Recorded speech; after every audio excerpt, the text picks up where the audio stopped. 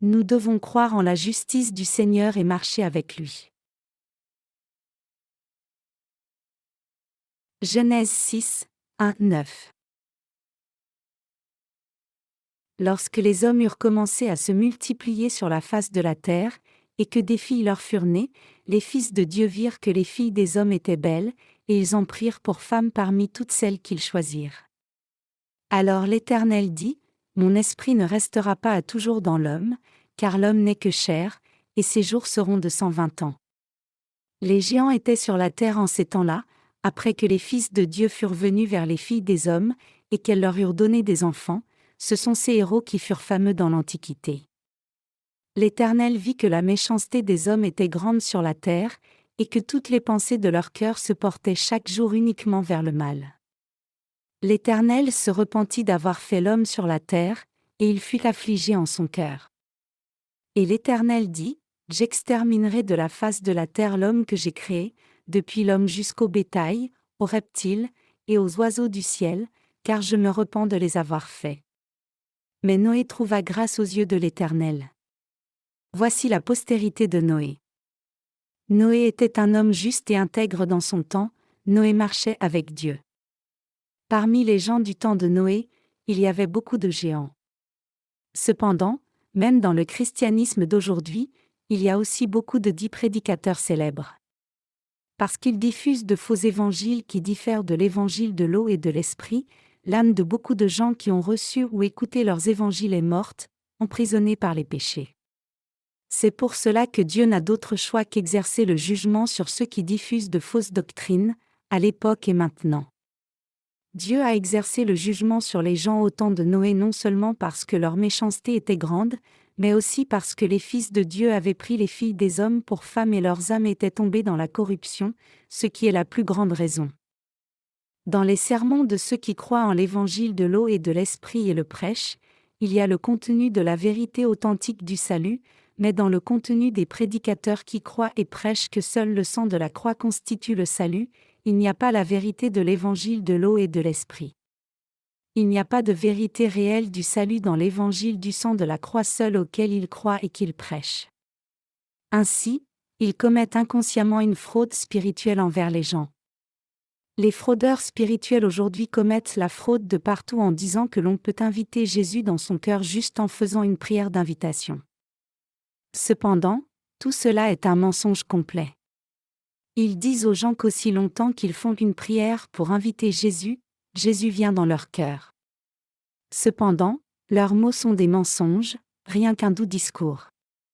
Leurs sermons sont centrés seulement sur les bénédictions charnelles, et puisqu'ils ne prêchent pas les bénédictions spirituelles, c'est-à-dire l'évangile de l'eau et de l'esprit, même si quelqu'un croit ce qu'ils disent, cela ne peut qu'être une foi inutile. Ces menteurs peuvent aussi nous confondre, nous qui croyons en l'évangile de l'eau et de l'esprit. Les justes qui croient en l'évangile de l'eau et de l'esprit peuvent aussi tomber dans le désir charnel du monde. Et nous pouvons nous unir aux pécheurs chrétiens parce que les chrétiens d'aujourd'hui qui ne sont pas nés de nouveau sont aussi d'accord sur le résultat de la foi qui est d'être sans péché. Puisqu'ils insistent sur le fait qu'aussi longtemps qu'ils croient en Jésus comme leur sauveur ils sont inconditionnellement sans péché, même ceux qui croient en l'évangile de l'eau et de l'esprit sont en mesure de se méprendre sur la foi de ces gens pensant qu'elle ne soit pas fausse, et donc, ces saints imprudents pensent qu'en conclusion, la foi de ceux qui croient en l'évangile de l'eau et de l'esprit et celle des chrétiens d'aujourd'hui qui croient seulement au sang de la croix sont identiques. Mais, il est clair que si une personne croit seulement au sang de la croix, les péchés continueront d'exister dans son cœur, mais si cette personne connaît et croit en l'évangile de l'eau et de l'esprit, ces péchés n'existent plus dans son cœur, plus du tout. Donc, si nous devons écouter les sermons de prédicateurs qui ne sont pas nés de nouveau, nous pouvons tomber dans une confusion spirituelle et subir la mort à la fin. C'est parce qu'ils vont contre Dieu, étant tenus par leurs propres pensées charnelles, ne connaissant pas l'évangile de l'eau et de l'esprit qui constitue la justice de Dieu. Ils cherchent le fruit de la chair. C'est pour cela que tous les chrétiens deviennent ceux qui cherchent les désirs de la chair. Ils sont constamment intéressés par la façon d'accumuler une grande richesse pour leur chair. Et, ils s'intéressent à ce qu'ils peuvent faire pour rassembler davantage de gens et amener de grandes sommes de dons monétaires vers eux. Les pécheurs chrétiens aujourd'hui tuent tant de gens spirituellement parce qu'ils ont une foi erronée. Puisqu'ils n'ont pas la foi qui croit en l'évangile de l'eau et de l'esprit, ils créent toujours une foi légaliste, et ne peuvent que vivre en la suivant. Même les justes qui croient en l'évangile de l'eau et de l'esprit peuvent se distancer de l'œuvre de Dieu quand ils tombent dans les désirs de la chair. Seuls, les gens qui ne connaissent pas encore la vérité de l'évangile de l'eau et de l'esprit vont avoir encore plus de pensées charnelles et suivre ces désirs à la fin. Ainsi, il n'est pas étrange de voir des pécheurs chrétiens aujourd'hui suivre les désirs de la chair. Pour les justes qui croient en l'évangile de l'eau et de l'esprit, ils réfléchissent habituellement à l'œuvre de Dieu, mais de temps en temps ils ont des pensées charnelles. Néanmoins, parce qu'ils font l'œuvre de Dieu, ils peuvent contrôler leur cœur correctement. Mais, à quoi les chrétiens qui ne connaissent pas la justice de Dieu pensent-ils ? Ils ne peuvent que penser à l'œuvre de la chair. Les jeunes saints spirituellement, bien qu'ils soient nés de nouveau par l'eau et l'esprit, ne savent pas très bien ce qui ne va pas chez eux. Mais si nous devons réfléchir à l'œuvre de Dieu dans sa justice, il est possible de savoir quelle sorte d'œuvre plaît à Dieu. Donc, les gens qui sont encore jeunes dans la foi doivent suivre la foi des prédécesseurs. Alors, ils seront en mesure de découvrir ce qu'est la vraie foi. En un clin d'œil, les gens qui connaissent l'évangile de la justice de Dieu peuvent reconnaître les gens charnels. Dans le christianisme d'aujourd'hui, il y a beaucoup de fraudeurs spirituels. Cependant, aux justes qui croient en l'évangile de l'eau et de l'esprit, cette tromperie spirituelle ne peut pas sembler acceptable. Les gens qui font l'œuvre de Dieu en mettant leur foi en l'évangile de l'eau et de l'esprit ne commettent pas de fraude spirituelle non plus. Par quelle sorte de foi les gens du légalisme, du piétisme et du pentecôtisme vivent-ils ? Ils professent Jésus comme leur sauveur, mais ils croient sans connaître la justice de Dieu. Et ce qui est encore pire, c'est qu'ils continuent à commettre la fraude spirituelle sans être conscients d'être des fraudeurs spirituels. Si nous leur disions « Vous êtes des escrocs spirituels », ils seraient embarrassés parce qu'ils se considèrent comme n'étant pas dans la fraude. Cependant, si le temps passe et qu'ils réfléchissent aux fruits de leur foi, ils réaliseront qu'ils font partie des fraudeurs spirituels. Donc, ces gens doivent se détourner de leur mauvaise voie et apprendre la vraie foi auprès de ceux qui sont nés de nouveau et connaissent et croient en la justice de Dieu. C'est alors seulement qu'ils peuvent échapper à leur ancienne façon de vivre qui commettait la fraude spirituelle. Pensez-vous que Dieu ait détruit le monde juste parce que la méchanceté était grande sur la terre ?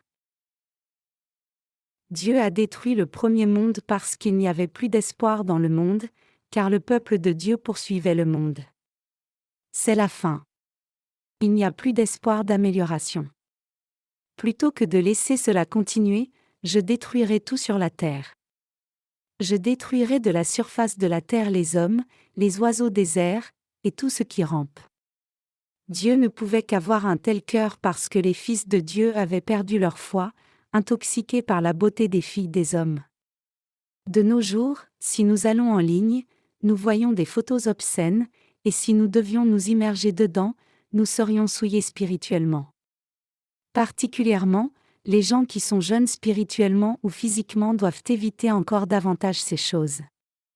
Si quelqu'un voyait de la pornographie à un jeune âge, le cerveau serait marqué par un si grand choc. Ayant grandi, si quelqu'un à un âge mature et peut discerner le bien du mal, ces chocs peuvent être surmontés, mais si quelqu'un voit ces choses à un jeune âge, la personne est brisée, incapable de surmonter le choc psychologique. Il y a une possibilité que des ouvriers du ministère deviennent aussi des personnes de la chair en tombant dans de telles choses. On peut dire « je ne mourrai pas », mais ce n'est pas le cas.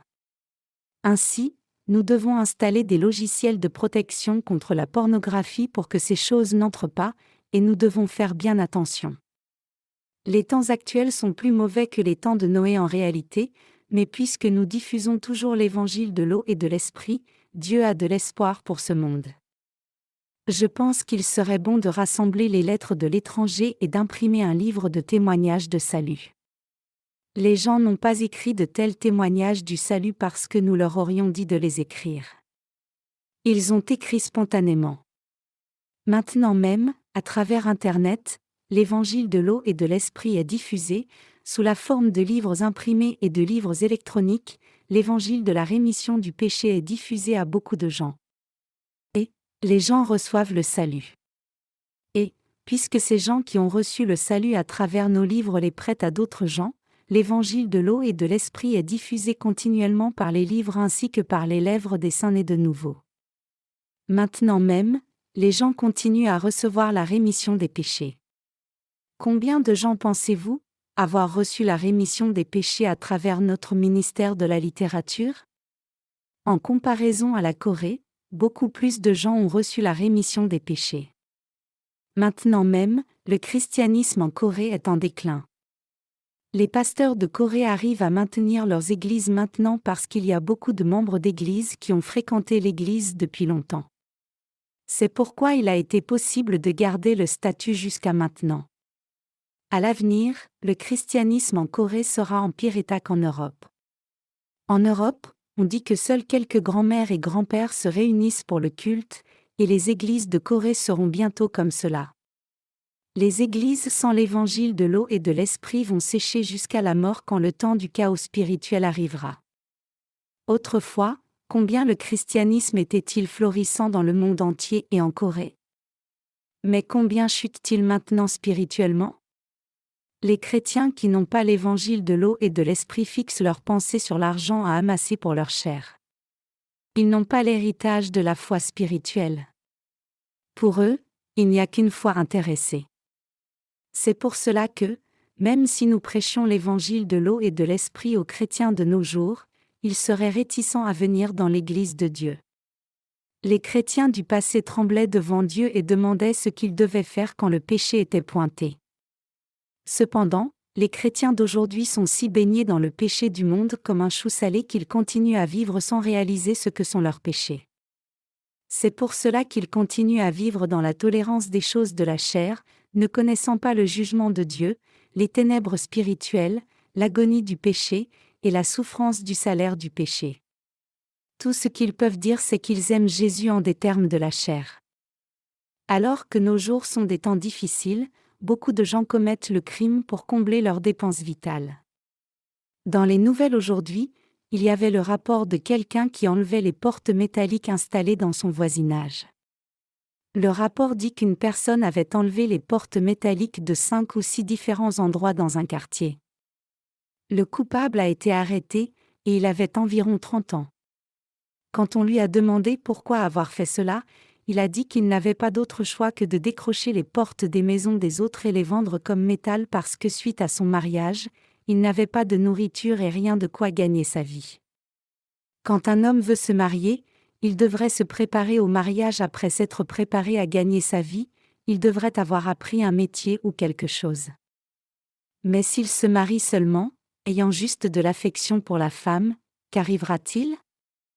Maintenant, quand un mari va en prison, comment la femme gagnera-t-elle sa vie? Quand elle aura des difficultés pour vivre, ne cherchera-t-elle pas un autre homme? Lorsque je vois les étudiants de nos jours, je m'inquiète. En ce temps actuel où le nombre de jeunes chômeurs atteint les 600 000, mon cœur est brisé parce que c'est comme si je voyais de futurs vagabonds. Maintenant même, ils pensent que tout va bien en discutant avec leurs amis et grignotant des biscuits, mais le monde ne bénit pas ceux qui jouissent de moments comme cela. Les étudiants pourront gagner leur vie seulement s'ils étudient comme il le faut, mais la plupart des étudiants dépensent de l'argent sans l'avoir gagné. Et, je doute de leur plan futur.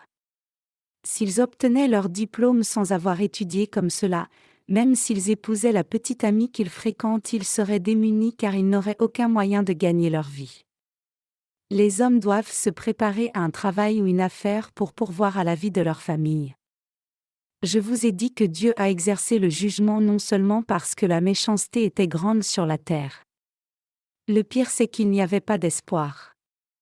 Les fils de Dieu doivent diffuser l'évangile de l'eau et de l'esprit avec la foi qui croit en la justice de Dieu, mais s'ils ne diffusent plus cet évangile authentique, la destruction vient. non seulement parce qu'ils n'ont pas diffusé l'évangile de l'eau et de l'esprit mais aussi parce qu'ils ont été influencés par le monde et l'ont suivi, Dieu a décidé de mettre une fin à ce monde. Le déluge de Noé est un fait historique. Ce fait historique nous enseigne une grande leçon. Alors, que devons-nous apprendre de ce fait dans lequel Dieu a répandu la grâce sur Noé? Nous devons réaliser ce que Dieu déteste le plus et ce qu'il aime le plus. Ce que Dieu déteste le plus est le péché et ce que Dieu aime le plus est la diffusion continue de l'évangile de l'eau et de l'esprit.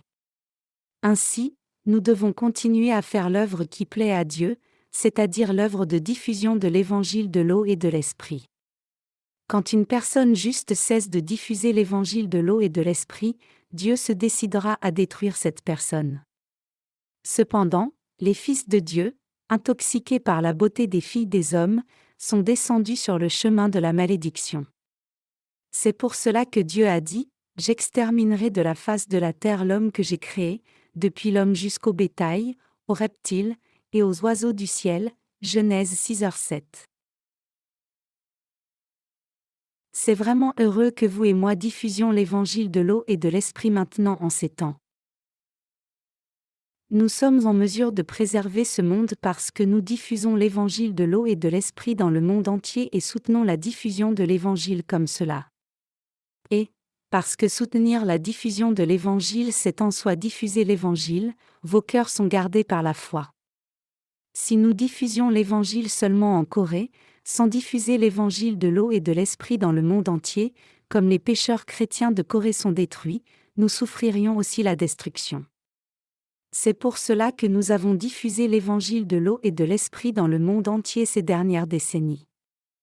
L'histoire mondiale du christianisme est longue, mais il n'y a que quelques centaines d'années que cela a montré une croissance rapide. Cette période de croissance a commencé avec la Réforme. Ce qui est regrettable cependant, c'est que pendant ces quelques centaines d'années, le christianisme a enseigné des doctrines légalistes, et non l'évangile de l'eau et de l'esprit. Ils n'ont pas été en mesure d'enseigner la vérité au sujet de la justice de Dieu.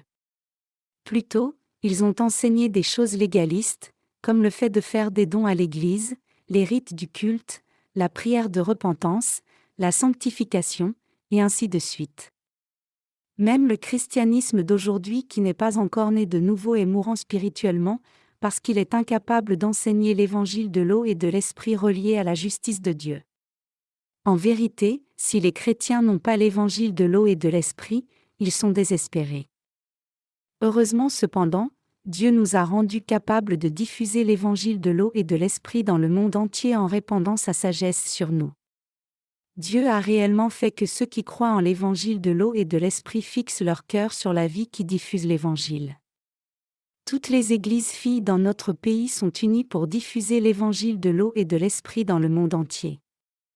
Parce que nous continuons à diffuser l'évangile de l'eau et de l'esprit dans le monde entier, nous pouvons garder notre foi, et aussi, il y a toujours de l'espoir pour le monde.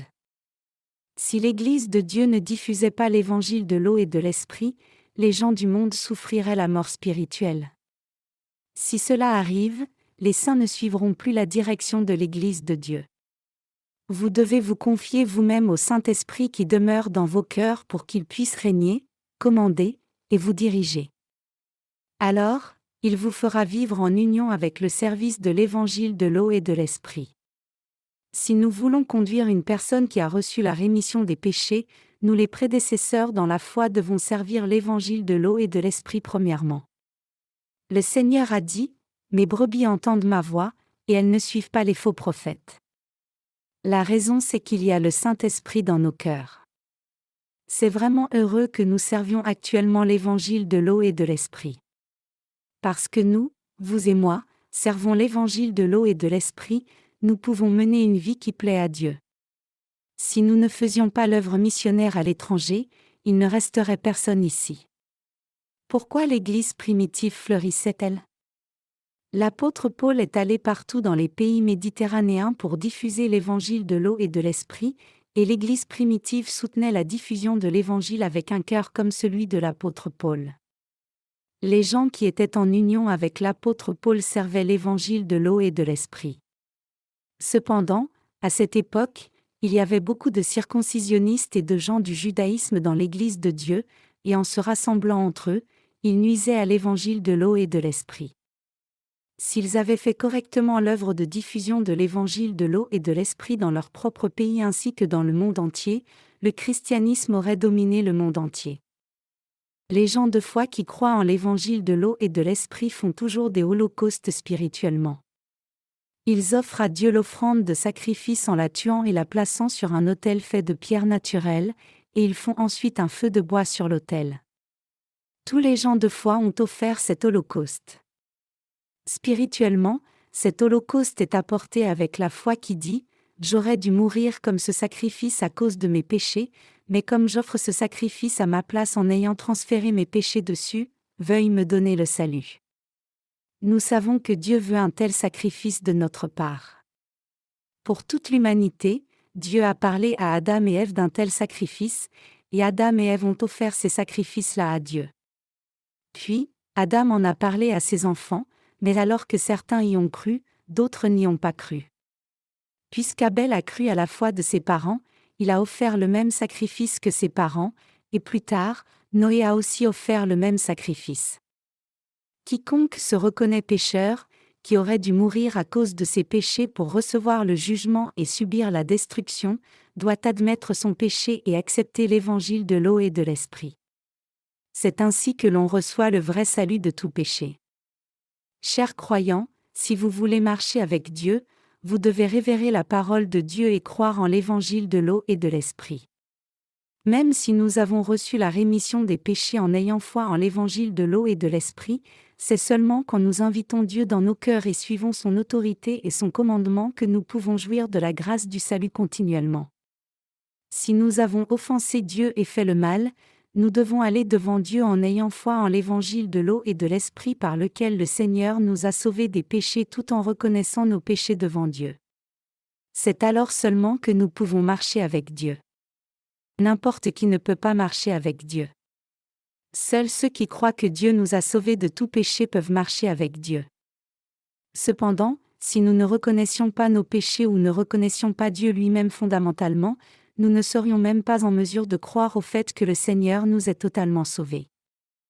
Même si nous croyons en l'évangile de l'eau et de l'esprit et acceptons cette vérité dans nos pensées, si nous n'avons pas un cœur qui révère Dieu, nous ne pouvons pas marcher avec Dieu parce que nous ne pouvons pas obéir à sa volonté et à ses ordres.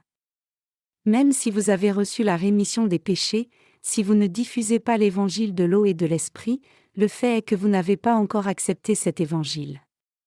Certaines personnes calculent en disant « Maintenant que j'ai reçu le salut, je vais au ciel si je devais mourir maintenant », puis ils suivent leurs propres pensées en négligeant l'œuvre du service de l'évangile de Dieu. Mais c'est quelque chose de gravement mauvais. Noé a reçu la grâce du salut parce qu'il a reconnu Dieu et sa parole, et être lui-même pécheur, et a cru au salut donné par Dieu. C'est pour cela que Noé a reçu le don du salut et a pu marcher avec Dieu. Vous et moi pouvons marcher avec Dieu en vivant dans ce monde parce que nous croyons en la justice de Dieu. Si nous continuons à vivre sans connaître la justice de Dieu, nous ne pourrons pas marcher avec Dieu en continuant à vivre. Nous devons reconnaître la justice de Dieu. C'est seulement quand nous sommes conscients de Dieu que le cœur se soumet à Dieu pour lui obéir, le suivre, et aussi accomplir les commandements de Dieu quand on les reçoit. Si nous ne sommes pas conscients de Dieu, nous ne pouvons rien faire de spirituel, et le salut n'est qu'une confession des lèvres, juste quelque chose qui vient d'une foi sans fondement. On dit qu'une personne est allée au ciel. Quand un ange a ouvert un voile, il n'y avait que des bouches et des oreilles accrochées sur une corde. Alors la personne a questionné l'ange, et l'ange a dit « C'est parce que lorsqu'ils ont cru en Jésus, ils n'ont cru qu'avec leur bouche et leurs oreilles, mais pas du cœur. Donc quand Dieu va les envoyer en enfer, il enlèvera seulement leur bouche et leurs oreilles, et les stockera. » C'est juste une blague. Les ministres, ouvriers, frères et sœurs dans nos églises filles en Corée diffusent actuellement l'évangile de l'eau et de l'esprit dans le monde entier, et ils font bien l'œuvre de Dieu. Si nous ne faisions pas l'œuvre de diffusion de l'évangile de l'eau et de l'esprit dans le monde entier, nous tomberions en ruine à la fin. Il n'y aurait pas besoin de se comprendre les uns les autres, ni besoin de servir l'Évangile en nous unissant les uns aux autres, ni besoin de lutter comme cela. C'est parce qu'il n'y aurait pas de travail spirituel à réaliser si l'Église ne diffusait pas l'Évangile. Admettons un moment. Si nous ne diffusions pas cette foi en laquelle nous croyons, alors nous ne serions pas ceux qui avons reçu le vrai salut. Donc, servir l'Évangile de l'eau et de l'Esprit devant Dieu devient une grande confession de foi. Il est bon pour les prédécesseurs dans la foi de courir en avant pour diffuser cet Évangile et de vous encourager à faire de même. Si l'Église de Dieu devait s'arrêter de diffuser l'Évangile de l'eau et de l'Esprit, vous et moi deviendrions des êtres méchants. Tout comme les gens du passage des Écritures d'aujourd'hui ont souffert la destruction, nous souffririons aussi la destruction. En Corée, les gens qui sont méchants ont stoppé cet évangile de l'eau et de l'esprit pour qu'il ne soit pas largement diffusé. C'est parce que le christianisme en Corée est en déclin. Peut-être que les gens peuvent être en mesure de recevoir le salut des péchés, mais seuls quelques-uns sont conduits par la direction de l'Église de Dieu. Parmi nous, il peut y avoir ceux qui ont des pensées charnelles en se disant à eux-mêmes : « Dois-je servir l'Évangile désespérément comme cela ? C'est si fatigant. Alors, dois-je servir Dieu comme cela ? » Aussi, il peut y avoir ceux qui pensent : « À partir de maintenant, je veux manger, boire, et bien vivre. » Cependant, ces gens doivent se repentir. Mes chers croyants, franchement, si je ne diffusais pas l'évangile de l'eau et de l'esprit, feriez-vous vraiment des dons pour la mission mondiale ? Aussi, accepteriez-vous que je sois votre dirigeant ? Honnêtement, non. Vous parleriez certainement sévèrement à mon sujet. Nous devons tous servir l'évangile de l'eau et de l'esprit devant Dieu aussi bien que devant les gens. C'est un bon travail. La Bible dit : lorsque les hommes eurent commencé à se multiplier sur la face de la terre, et que des filles leur furent nées, les fils de Dieu virent que les filles des hommes étaient belles, et ils en prirent pour femmes parmi toutes celles qu'ils choisirent. Genèse 6, 1, 2. Ayant vu cela, Yahvé Dieu était déçu. Alors, Dieu a décidé de les détruire. Maintenant, si nous ne vivions pas pour servir et diffuser cet évangile de l'eau et de l'esprit, nous ne serions pas différents des gens du monde. Nous qui croyons en l'évangile de l'eau et de l'esprit maintenant sommes fils de Dieu. Cela signifie que nous sommes ses enfants. Bien que nous ne sachions pas comment était la population mondiale au temps de Noé du fait que la Bible ne le rapporte pas précisément, beaucoup de gens toutefois ont été détruits parce qu'ils n'avaient pas foi en la parole de Dieu. Puisque nous diffusons l'évangile de l'eau et de l'esprit, Dieu entend nos prières, nous aide, marche avec nous, et à travers nous il sauve nombreuses âmes et trouve sa joie en nous. Le Seigneur nous a confié l'œuvre de la diffusion de l'évangile de l'eau et de l'esprit jusqu'au moment où sa volonté il a planifié d'abonder le nombre de ses enfants et de les faire vivre pour toujours avec lui en entrant dans son royaume quand il reviendra soit réalisé. Nous attendons ce jour. Mais si nous devions arrêter ce travail, le Seigneur balayerait ce monde sans regret. En vérité, les gens qui ont cessé de servir l'évangile de l'eau et de l'esprit ne sont pas différents des animaux qui subiront la destruction, même s'ils ont reçu la rémission des péchés. Si quelqu'un n'essaie pas de servir l'évangile en dépit d'avoir reçu la rémission des péchés, comment cette personne peut-elle être un humain et non un animal destiné à la destruction ? Recevoir la rémission des péchés et fréquenter l'Église de Dieu juste en s'asseyant mais sans faire l'œuvre de Dieu est aussi un grave problème. Que quelqu'un fasse beaucoup de travail ou pas n'est pas important. Plutôt, que quelqu'un s'unisse et serve l'Église de Dieu de tout cœur est la chose importante. Tout ce que nous devons faire c'est accomplir l'œuvre de Dieu en nous unissant par la foi avec la parole du Seigneur qui est venue par l'évangile de l'eau et de l'esprit. Nous vivons non seulement pour notre chair mais aussi pour l'œuvre de Dieu. L'Église de Dieu n'accepte pas les gens qui ne croient pas dans l'évangile de l'eau et de l'esprit. Les gens qui sont membres de l'Église de Dieu croient la parole de Dieu et considèrent l'œuvre de diffusion de l'évangile de l'eau et de l'esprit que Dieu a donné comme le but de la vie. Ceux qui se soucient seulement d'eux-mêmes inquiets du manger et du vêtement ne sont pas ceux qui sont unis à l'Église de Dieu. Certains saints pensent que ce serait possible pendant quelque temps à cause de circonstances inévitables. Mais abandonner l'œuvre noble de Dieu sur le prétexte de la chair n'est pas acceptable. Une certaine personne, alors qu'elle quittait l'Église de Dieu, a demandé le remboursement de tous les dons qu'elle avait faits jusqu'alors. Qui dans le monde demande le remboursement de dons monétaires faits à Dieu? Bien sûr, ces dons avaient été utilisés pour le but de la diffusion de l'Évangile.